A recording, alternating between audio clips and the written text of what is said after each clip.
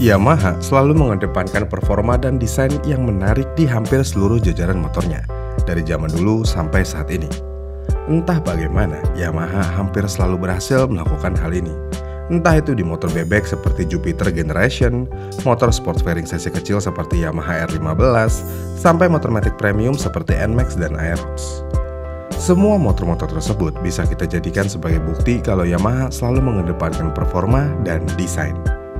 Menariknya di sini adalah, terkadang performa dan desain sudah dapat, tapi biasanya ada satu kelemahan yang biasanya terjadi juga di motor Yamaha, yaitu penyakit. Ya memang sih, mau dari brand apapun terkadang motor pasti ada aja penyakitnya. Entah penyakit A, entah penyakit B, dan lainnya. Tapi yang bikin menarik di sini adalah, ada satu motor matic premium Yamaha yang dikenal memiliki beberapa penyakit bawaan yang lumayan banyak. Tapi motor ini masih menjadi motor paling laris dan motor primadona untuk kebanyakan anak muda. Dan ya, motor tersebut adalah Yamaha Aerox. Kita di sini fokus di generasi mulai dari Yamaha Aerox 155 VVA ke bawah ya, belum sampai ke yang Alpha. Pertanyaannya, kenapa Yamaha Aerox banyak penyakitnya tapi masih laku dan diidamkan banyak orang? Jadi Yamaha Aerox adalah salah satu motor matic yang paling menarik dalam beberapa tahun terakhir. Jika dilihat dari tampilannya aja, kebanyakan orang akan langsung terpesona melihat motor ini. Karena mau bagaimanapun, motor ini memiliki desain yang agresif, berisi, dan terasa seperti motor sport yang disulap jadi motor matic. Dengan desain yang ada, Aerox ketika pertama kali diluncurkan oleh Yamaha pada tahun 2016 di Indonesia, motor ini langsung mencuri perhatian. Aerox hadir langsung dengan DNA Maxi Yamaha dan langsung membawa konsep sporty dan performa yang lebih tinggi dibandingkan motor-motor matic lain di kelasnya. Tapi yang jadi pertanyaan, kenapa motor dengan image banyak penyakit ini bisa tetap bertahan bahkan mendominasi segmen sport matic? Pertama-tama kita bahas penyakitnya dulu. Yang pertama tentu aja kode 12. Ya udahlah ya, ini semua juga udah tahu, tapi ya udah oke aja. Penyakit yang udah bisa diterima banget ini, jadi bukan masalah lagi. Kemudian selanjutnya speedometer terbakar. Lagi dan lagi, polarize yang terbakar memang penyakit bawaan Aerox. Tapi ya kebanyakan orang sudah berdamai dengan penyakit ini juga. Namun bagaimana dengan speedometer ngeblank? Ya, speedometer ngeblank ini berbeda penyakitnya dengan yang terbakar, karena kerusakan ini sangat berbeda. Yang mana biasanya lampu akan agak meredup, notif pas nyalain motor juga nggak muncul, indikator cek engine dan lainnya juga nggak ada. Intinya ngeblank aja. Lalu gimana cara benerinnya? Katanya sih harus ganti PCB-nya karena ada yang konslet di IC-nya. Tapi ini kejadian yang jarang terjadi, cuman untuk Aerox yang udah berumur dan sering digunakan aja. Kemudian selain penyakit itu ada penyakit sepele yang cukup ngeselin, yaitu jam di speedometer yang selalu kereset ketika kunci di-off-kan. Ya, ini masalah kecil banget tapi cukup ngeselin. Namun kenapa bisa hal itu terjadi? Kata orangnya sih yang udah ke bengkel resmi, SGCU-nya yang rusak. Tapi masih belum pasti karena ada juga yang bilang mungkin karena si kringnya yang rusak dan lainnya. Intinya masalahnya sepele tapi bikin pusing untuk nemuin kerusakannya. Kemudian masalah selanjutnya adalah motor Aerox kadang-kadang susah untuk hidup. Padahal api businya ada, kompresinya ada, injektornya nyembur, kode mile nggak ada sama sekali.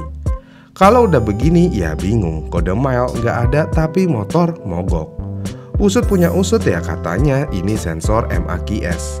Tapi ya sejauh ini belum tahu permasalahannya di mana. Mungkin di sensor CKP, tapi ya belum tahu karena orangnya belum ngasih kejelasan. Kemudian selain itu ada juga indikator bensin kedap-kedip, padahal bensinnya ada. Indikasi kerusakan mungkin ada di sensor pelampung, sikring atau kabel putus. Tapi semua itu udah dicek sama orangnya, tapi ya masih kedap-kedip begitu. Apakah mungkin soketnya yang kendor? Mungkin iya, mungkin juga tidak. Intinya permasalahannya banyak di sekitar sensor dan kelistrikan. Dan yang paling umum banget terjadi adalah sensor standar samping. Nah ini yang repot. Perkara ini doang motor bisa jadi nggak bisa di starter apalagi nyala. Iya kalau sensornya doang yang rusak. Kalau kabelnya yang getas atau putus gimana? Harus urut kabel dulu baru ketahuan.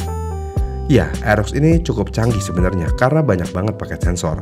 Tapi kecanggihan ini terkadang menjadi bumerang terhadap motor itu sendiri, yaitu repot untuk di maintenance. Kemudian contoh masalah terakhir yang biasanya terjadi adalah magnet spool yang lengket. Ini yang ngeselin banget. Udah digedor, udah di-impact, disemprotin cairan kayak apapun, tetap aja lengket. Tapi kenapa spool aja bisa lengket? Ya indikasinya hal ini bisa terjadi ya karena ada kotoran, debu, dan air yang bisa merusak pelindung antara spool dan magnet. Atau hal ini juga bisa disebabkan oleh kerusakan pada soket spool yang konslet. Menariknya di sini adalah spool magnet Yamaha Aerox cukup lemah di antara motor lainnya. Bahkan kasarnya spool magnetnya aja butuh perhatian khusus untuk motor ini. Dan masih banyak lagi masalah yang biasa terjadi di motor ini di seputaran kelistrikan atau apapun itu. Dengan banyaknya penyakit tersebut, apakah kita bisa bilang Aerox motor yang penyakitan? Jawabannya ya bisa. Aerox memang motor yang agak rewel alias cukup penyakitan, walaupun kita sudah rawat dengan benar. Alasannya ya mungkin karena material, mungkin karena terlalu banyak sensor, mungkin karena finishing yang kurang bagus, dan mungkin juga karena QC yang tidak terlalu terkontrol karena motor ini laku banget. Tapi walaupun penyakitan, kenapa motor ini masih aja laku banget? Mau baru atau motor secondnya tetap aja laku banget. Jawabannya tentu aja performa. Aerox terkenal punya performa yang impresif untuk ukuran motor Matic 155cc dengan mesin Blue Core yang berkapasitas 155cc yang dilengkapi variable valve actuation atau VVA. Dengan itu semua, Aerox mampu memberikan tenaga yang merata dari putaran bawah hingga atas. Dan ya, teknologi ini memang terbukti meningkatkan efisiensi bahan bakar sekaligus menjaga performa tetap maksimal. Namun selain performa, tentu aja desain. Kita harus paham kalau desain memang punya peran besar untuk kesuksesan Aerox, tapi bukan satu-satunya alasan. Karena konsumen Indonesia terutama anak muda ya cenderung mencari motor yang bisa mencerminkan gaya hidup mereka. Dan disinilah Yamaha sangat pintar memainkan strategi branding. Aerox selalu diposisikan sebagai sport scooter, bukan sekedar Matic biasa. Dengan memberikan desain agresif, bodi yang besar, dan fitur-fitur yang canggih seperti ABS hingga lampu LED full digital, Aerox terasa seperti motor anak muda banget. Selain itu, strategi Yamaha dalam memanfaatkan komunitas dan culture motor juga sangat kuat untuk membangun citra Aerox ini. Jadi diketahui Yamaha secara aktif mendukung komunitas pengguna Aerox dan membuat banyak event yang melibatkan pengguna langsung. Dan hal ini tentu aja langsung menciptakan rasa memiliki dan loyalitas terhadap produk. Makanya karena hal kecil ini aja langsung banyak banget fans Yamaha di Indonesia. Kemudian selain itu, entah bagaimana part aftermarket Aerox itu banyak banget. Mulai dari yang murah sampai yang mahal banget, part aftermarket Aerox tersedia. Dan menariknya di sini adalah Aerox adalah satu-satunya motor Matic yang kayaknya wajib banget pakai part aftermarket. Modif tipis-tipis, motor ini bisa langsung tambah ganteng. Jadi ya ngapain beli motor yang part aftermarketnya nggak banyak? Jika kalian anak muda yang suka modifikasi, iya kan? Apalagi bawaan desain Aerox emang udah cukup ganteng. Jadi ya emang benar-benar tinggal modif tipis doang. Motor ini bisa ganteng maksimal. Dengan adanya hal tersebut, apa itu penyakit? Rusak ya tinggal benerin. Yang penting kita bisa dapat motor dengan desain yang keren. Iya kan? Dan hal ini selalu terbukti dengan tingkat penjualan Aerox yang gak pernah keluar dari 10 motor Matic paling laris di Indonesia semenjak diluncurkan. Terlebih lagi, Aerox memang menjadi fokus utama Yamaha. Kebayangkan kalau suatu produk sedang menjadi fokus utama perusahaan. Udah pasti pembaharuan akan terus terjadi dan marketing akan terus berjalan apapun itu. Jadi ya, Aerox bukanlah motor yang sempurna karena motor ini memang penyakitan faktanya. Tapi dalam dunia otomotif yang penting adalah bagaimana produk itu bisa memenuhi kebutuhan konsumennya dan memberikan pengalaman berkendara yang sesuai dengan harapan. Dan dalam hal ini, Aerox berhasil memainkan peran itu dengan sangat baik. Jadi ya, Yamaha Aerox tetap laku karena Yamaha berhasil menjual lebih dari sekedar motor. Karena Yamaha menjual gaya hidup, pengalaman berkendara, dan identitas.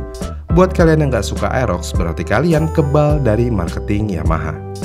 Gimana nih menurut kalian? Komen di kolom komentar di bawah ya, dan sampai jumpa di video selanjutnya.